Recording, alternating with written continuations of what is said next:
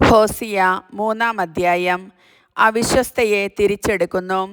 കർത്താവ് എന്നോട് അരുളിച്ചെയ്തു, നീ പോയി ജാരവേഴ്ചയുള്ളവളും വ്യഭിചാരിണിയും ആയ ഒരുവളെ സ്നേഹിക്കുക. മുന്തിരിയടകൾ ഇഷ്ടപ്പെടുകയും അന്യദേവന്മാരുടെ പിറകെ പോവുകയും ചെയ്തിട്ടും ഇസ്രായേൽ ജനത്തെ കർത്താവ് സ്നേഹിക്കുന്നത് പോലെ തന്നെ. 15 ഷെക്കൽ വെള്ളിയും 1.5 ഹോമർ ബാർലിയും കൊടുത്ത് ഞാൻ അവളെ സ്വന്തമാക്കി. ഞാൻ അവളോട് പറഞ്ഞു, ദീർഘനാൾ നീ എൻ്റേതായിരിക്കണം. നീ വ്യഭിചരിക്കരുത്, അന്യപുരുഷൻ്റേതാവരുത്. ഞാൻ നിനക്കും അങ്ങനെയായിരിക്കും. രാജാക്കന്മാരോ പ്രഭുക്കന്മാരോ ആരാധനാ സ്തംഭമോ എഫോദോ കുലദൈവങ്ങളോ ഇല്ലാതെ ഇസ്രായേൽ മക്കൾ ഏറെക്കാലം കഴിയും.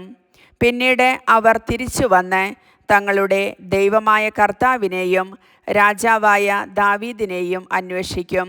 ആ നാളുകളിൽ ഭയഭക്തികളോടെ അവർ കർത്താവിൻ്റെ അടുക്കൽ തിരിച്ചുവരും. അവിടുത്തെ കൃപയ്ക്ക് അവർ പാത്രമാകും. കർത്താവിൻ്റെ വചനം.